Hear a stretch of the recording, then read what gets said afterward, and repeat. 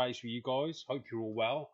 I'm going to run through the normal way we do things. We say hello to each other, so I'm going to have a quick shout out to everyone there. We have Ewan, we've got Luke, we've got Mags Morph and Inky G's, we've got KJD, Zoe, we've got Lee, we've got ST Rolls, we've got Nikki, we've got Daniel. Who else we got? We've got Odd Gods, Morphs, we've got Henley's, Iron M is in the house, Mags Morphs, Twisted Rolls. Good evening, everyone. I'm getting better at these lives. You know, I'm starting to get used to all the technical stuff. I haven't got my boy Dan here with me or backing me up. I know at the beginning I was phoning him and messaging him, and Dan, thanks for putting up for me. We've got Craig in the house, Kraken. Is it Kraken Royals or Kraken Reptiles? I can't remember, mate. Sorry, but speaking of Kraken, we've got the old Kraken rum on the go.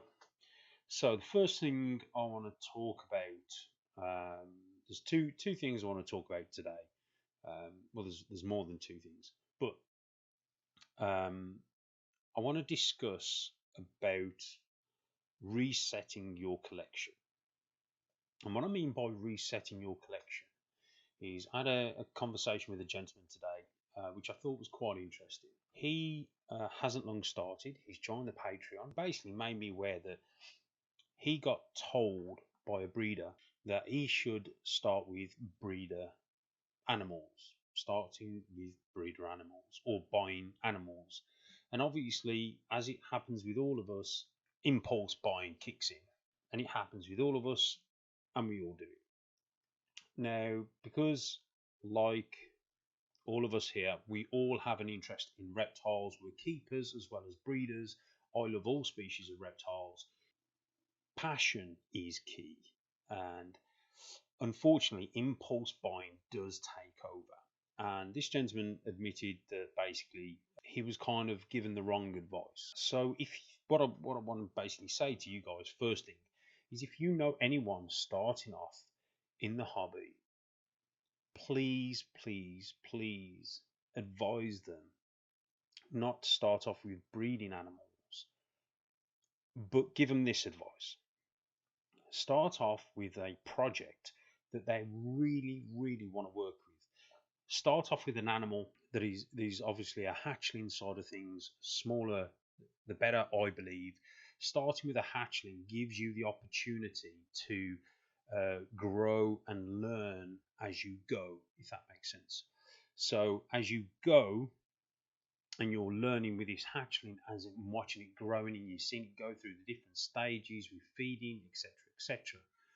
It's very important as a learning curve when it comes down to the breeding side, because when it comes down to the breeding side, because you've had that experience with a hatchling, when it comes down to hatching your own hatchlings, you kind of know what to expect after a certain size. You know, after they've started feeding and they become a bit established, you now know what you're going to expect, and it's kind of a learning curve. And what I see regular is I see people jump in by wanting to breed, and they just buy an adult pair and they pair them together, and they really don't have great success, and they get burnt out. So how does this go back to resetting your collection? It's simple. Because this gentleman had basically got animals now that he'd grown attached to, and they were taking up space and resources, obviously you're going to feed them. He felt a bit lost a little bit, because it wasn't, they were beautiful animals, but it wasn't the projects that he wanted to work with. And we've all been there. We've all had to, or we've all started with animals that maybe we didn't really want to work with, but we had that impulse buy. So every now and again, it still happens, we have to reset our collection. And this is something, I know we made that mistake in the beginning, but actually we do continue to make that mistake as we evolve. And we do that because we may buy into a project that we don't really want to get into, or we're not really a fan of, but we get into it because other breeders have got into it and it seems like the right thing to do. what I'm trying to say is it doesn't hurt to reset your collection. So go through your racks, have a look at the animals that you don't really need. Maybe they're fantastic breeders, maybe they're fantastic, it's a fantastic project, but you've just got no passion for that project. Like I was in the snow project, I was producing exantics, albinos, obviously double hets, and producing snows. And I got to the point where I'd done everything. I'd hit that snow, if you like, and I was kind of like, right, okay, I don't really know what to do moving forward. It wasn't that I had um, no foresight. It was just the project. The legs had stopped, so I'd run out of legs for that project. I know that sounds weird because we're talking about snakes, and snakes don't have legs, but you get what I'm saying. If we've got no questions, I just want to bring up the sad news. I presume everyone may have seen what happened over at DDI, or Dutch Dragon Import. It's very sad. Sander, who's the owner of Dutch Dragon Import, there was a massive fire from what I can gather, and it doesn't look too great over there. So my thoughts go out to all the animals and obviously all the staff and anyone who's been affected by that particular fire. It was very sad, but I hope it all gets sorted. Noob question: when making double heads, is it okay to breed brother to sister? Lee, there's no noob question, my friend. Yes, and I've spoke about inbreeding before very quickly. Interbreeding and inbreeding are two separate things. Interbreeding is two different subspecies to make a hybrid, if you like. So that's interbreeding. That's probably the best way to describe that. Inbreeding is when it's relations. And I say unfortunately, fortunately, in the animal world, inbreeding doesn't really exist apart from a handful of let's say, exceptions. There's a lot of, there is no way a snake knows whether it's breeding a mother, a, a daughter, or a sister. Facts. And it's not going to cause any issues. And this is where people think this causes issues. It doesn't. Um, as breeders, like in the dog world, we have a sort of a limit, or we like to set the boundary. And it's whatever you feel comfortable with. I breed brother and sister, son to mom, dad to daughter, whatever. And I've had no imperfections, no issues whatsoever.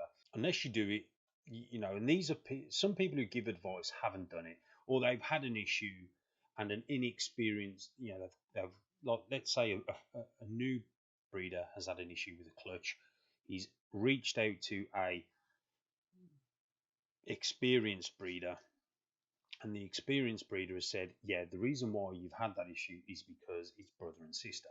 It's not. If that was the case, then every time you bred brother and sister, or mum and son, and X, Y, and Z, you'd have issues. It's the same principle when people say, and Justin spoke about this, about younger females, not breeding them too young because they become egg bound. I've never had a young female egg bound either. Justin's never had one.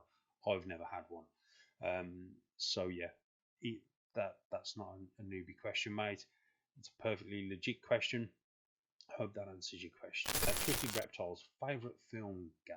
That's a slightly different question. Anything with vampires and wolves in, not Twilight. I'm not a Twilight fan, unfortunately.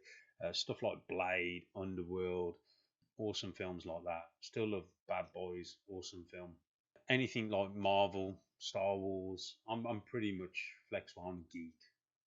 I'm a geek at heart.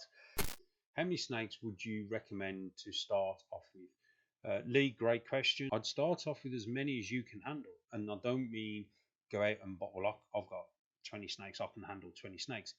You can't. You can't, because it comes down to time, it comes down to feeding, it comes down to money. I'd start off with at least 3 to 5 animals, see how they get on, because I'll guarantee you between those 3 and 5 animals, they'll all have different personalities.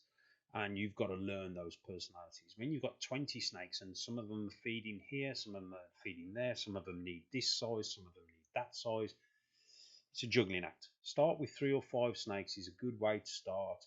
That's a little collection. You can build on that. Probably 2 males, 3 females. Again, back in the day, people used to go, "Oh, you need 1 male to every 3 or 4 females." Don't believe the hype. Trust me, backup males is key. I've been saying it for years, and it just so happens now that other breeders are talking about backup males and claiming it as if it's all theirs. But I've been talking about backup males for years, and I even did a video on it years ago. So backup males is key. You can never have too many males. The way I do my males is I try and allocate 1 male to 1 or 2 females straight. Some males will become backup males and actually end up siring 4 or 5 clutches through the year because the original male didn't sire that clutch, so the backup male, the more experienced male, has taken over.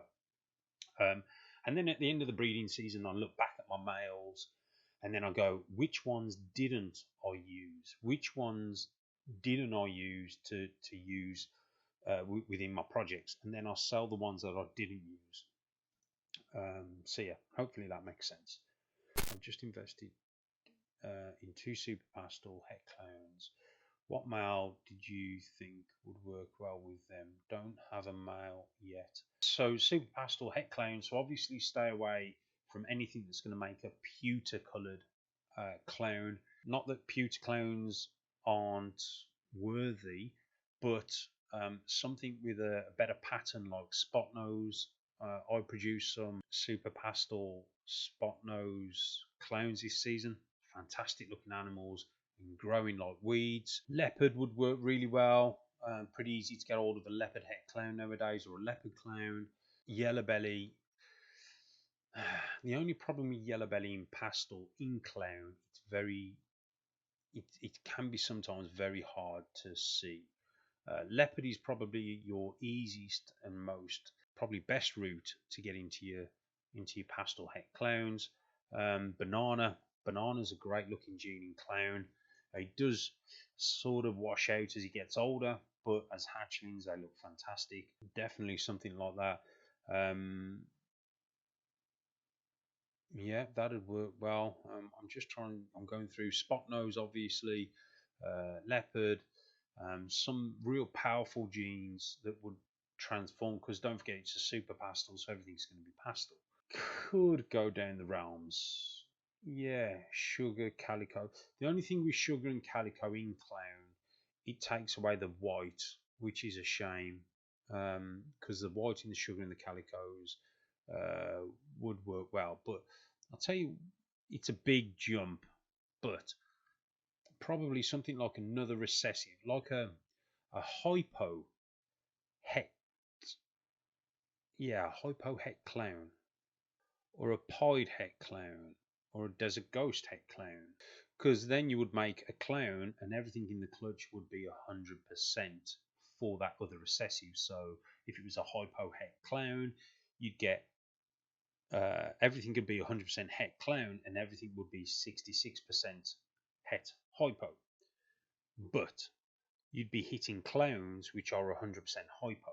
So yeah, Michael upped the ante by saying ultramale het clown, but unfortunately I don't see many of them. Yeah, black pewter clowns are nice, don't get me wrong, just as adults they don't look the best.